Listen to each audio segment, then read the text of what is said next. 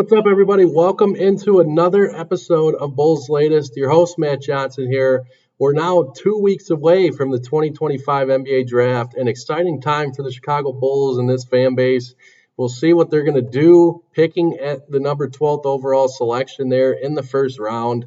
A guy I wanted to dive into again, and it's a guy that ESPN in their newly released mock draft has the Bulls selecting at 12 there, Colin Murray-Boyles, the power forward out of the University of South Carolina.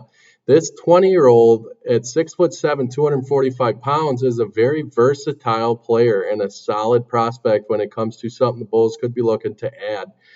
He did score 16.8 points a game and averaged 8.3 boards a game while shooting a solid 58.6% from the field there for the Gamecocks this past season. He definitely provides the defensive versatility the Bulls will be looking for at that position. I think his playmaking ability is solid as well, and it speaks highly to what he can do on both sides of the floor there. He's a tough guy and has played with a lot of unselfishness in his time in college there, and the unselfishness is an element the Bulls love to play with themselves. They have a lot of guys contributing at all times and have a rotation that works in a tandem there. So Billy Donovan would love to add him to his repertoire, and most certainly would be a guy who would need some development, but has a lot of promise. Played in a very good SEC conference this past year, and he definitely offers a lot of excitement. Diving into another guy here, I wanted to speak on Noa Essengue, an 18-year-old from Orléans, France. He's a guy would be a bit more of a project at 18 years old, 6'10", 200 pounds. He gives you the look-alike of a Victor Wembanyama. He's a very lanky guy, very quick for his size, but yet very explosive.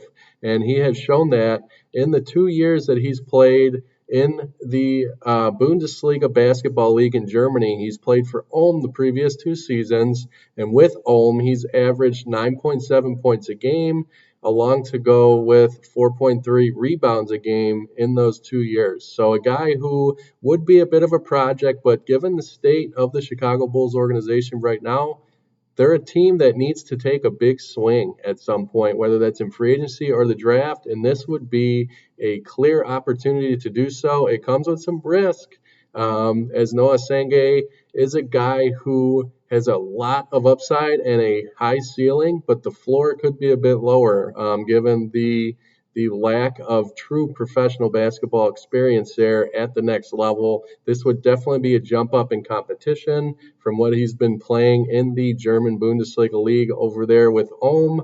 So, there is a lot of uncertainty, but the traits are there. This guy puts it all on tape. He's a heck of an athlete and shows flashes of these NBA stars that you see in the Victor Wembanyama's and the Kevin Durant's that are these physical specimens in terms of the length that they provide and the scoring ability and the tenaciousness on defense, kind of all around players. So I just think it offers for a bit of an intriguing option there if the Bulls are willing to roll the dice at 12th overall. That's a name to keep an eye on as well. Noa Essengue, who could shoot into the top 10.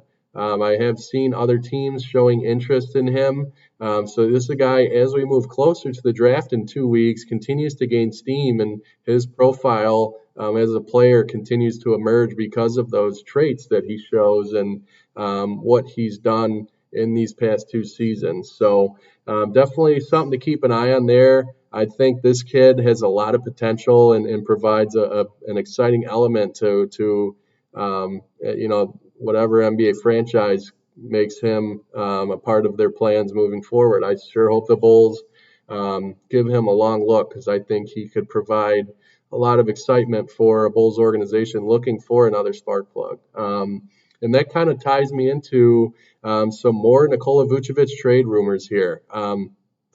It's no secret the Bulls are looking to add a forward or a center at the 12th overall slot there, with numerous players now being rumored to be selected by the Bulls at 12 being the form of a forward. It's likely and pretty much a foregone conclusion that Nikola Vucevic will be moved before the start of this next season or at the beginning of it. I don't think he will be a Chicago Bull much longer. This recent trade scenario has been rumored with the Golden State Warriors, and this one has the Warriors receiving Vooch and the 45th overall pick from the Bulls in this year's draft in the second round, along with a 2028 second round pick from the Bulls as well. In return, the Bulls would receive a couple of point guards there in Moses Moody and Buddy Yield. I think Buddy Yield would be a very exciting piece. He adds a bit of experience there to a position that is super young for the Bulls, and with the uncertainty of guys like Giddey and Kobe White, Buddy Yield would provide some stability at that spot, especially if the Bulls are looking to go at some of those bigger positions with the big guys in the first round there. Adding Buddy Yield would be a huge, huge hit there for the Chicago Bulls. He's shown excitement in his time in Sacramento, as well as played an intricate role with the Warriors this past year. A guy who, when he's good, he's very good in Buddy Yield. So Moses Moody, a bit of a more of a developmental guy there as well. He just turned 23 years old, had a heck of a college career, and a solid start to his NBA tenure with the Warriors. He's intriguing. He's a guy who, the Bulls financially would definitely be willing to accept what he would require in terms of salary there. He would top out at something along the lines of $13.4 million in 2027 and 28. So the Bulls would be able to make that investment. I anticipate they would if this trade did get done. Two very solid point guards though, and they're very capable players in producing for the Chicago Bulls. So I think, handing Vooch over to Golden State along with those two second round picks and receiving those two guards in return would be a heck of an investment for the Chicago Bulls, but I think it pays dividends for both sides. And why I think it's increasingly likely that this one could happen. It's a fun thing to continue to take a look at here. I just think, with the way the Bulls finished this past season, 15-5 over their last 20 games before getting smoked by Miami in the play-in, obviously, but it was a solid, exciting finish to the year. And I think making a move like this, I know they tried to move Vooch last year. That's well known that they couldn't find anyone willing to pick up his contract at that point in the season. However, I think he will get moved, and it's just a matter of time there. So those two guys who are going to be names to watch there. I think it is becoming increasingly likely, and the rumors keep coming, and everything is being talked about in terms of Josh Giddey and will he stay, will he go? You see reports on both sides of that story all the time now, day in and day out here in Chicago. So it'll be interesting to see when they finally come to fruition on what they're going to do with Josh Giddey. But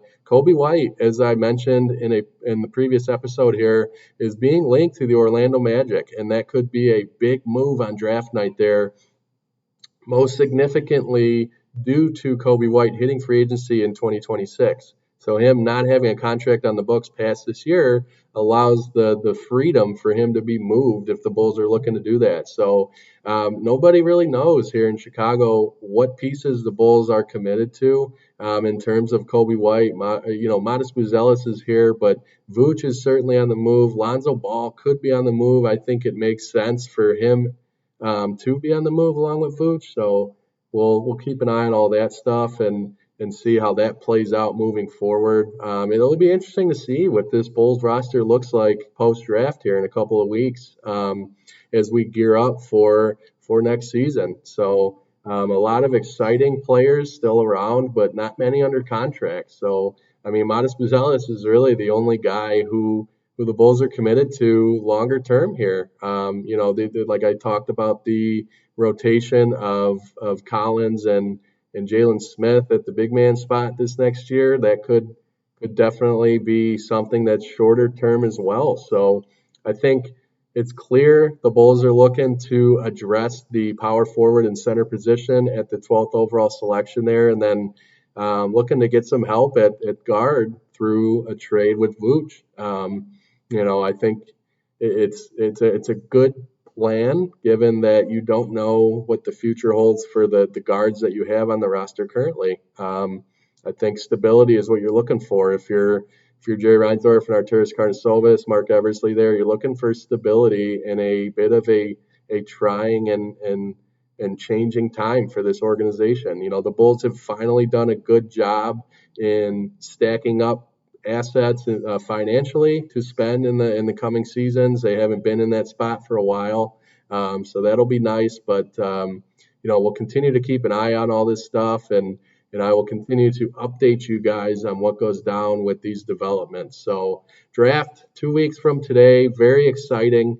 Cannot wait to see what the Bulls do and how that plays out. Want to thank you guys for joining me on another episode of Bulls Latest today, and we will see you next time.